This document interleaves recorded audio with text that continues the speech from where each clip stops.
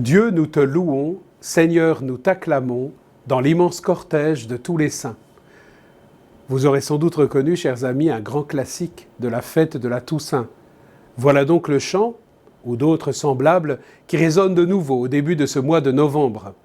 Un chant qui confesse la gloire et la sainteté de Dieu, un chant qui voit cette sainteté se refléter sur le visage de tant de nos frères et sœurs, un chant qui nous rappelle que nous ne sommes pas seuls, que nous sommes, selon l'expression de la lettre aux Hébreux, entourés d'une immense nuée de témoins.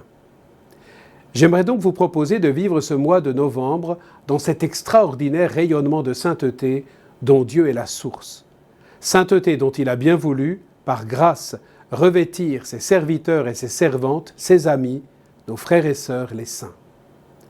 Il y a une belle cohérence liturgique à faire suivre la solennité du 1er novembre, la Toussaint, d'une journée de commémoration des fidèles défunts. Cette célébration en 2 volets nous permet d'embrasser dans un seul acte de foi la communion qui unit tous les membres de l'Église. Nous-mêmes, qui constituons ici-bas ce qu'on a souvent appelé l'Église militante, l'Église qui, si elle n'est pas en combat perpétuel, vit et chemine à travers ombres et lumières sous le régime de la foi. L'Église du ciel, appelée Église triomphante, communion parfaite et bienheureuse de tous les élus. L'Église du purgatoire, l'Église souffrante, où nos frères et sœurs bénéficient encore de la grâce et de la miséricorde de Dieu dans une ultime purification. Une petite précision, même si la théologie catholique aime opérer des distinctions, il ne s'agit pas de 3 églises, mais d'une unique église, de l'unique corps du Christ dont nous sommes tous membres, ici-bas, dans la gloire du ciel ou en cours de purification et de guérison. Tel est le mystère de la communion des saints. Ceci dit, il me semble que la succession rapide, 1er novembre, solennité de tous les saints, 2 novembre, mémoire des fidèles défunts, nous fait quitter un peu rapidement la compagnie des saints, alors que telle est bien notre vocation, demeurer avec eux dans la communion du Très-Haut pour l'éternité. Eh bien, je vous propose de ne pas les quitter, de ne pas les quitter trop vite, et même de ne pas les quitter du tout.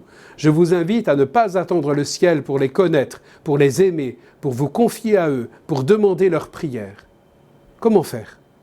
Lisez la vie des saints, découvrez, redécouvrez leurs écrits, choisissez un saint, une sainte comme compagnon privilégié pour l'année qui vient, comme certains ont pu le faire à la veillée de prière Holy Winds de Sainte Dévote le 31 octobre dernier.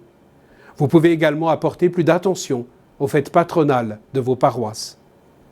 Pour ma part, j'ai souhaité poser un acte marquant notre attachement aux saints de Monaco, les saints patrons du diocèse et de nos paroisses.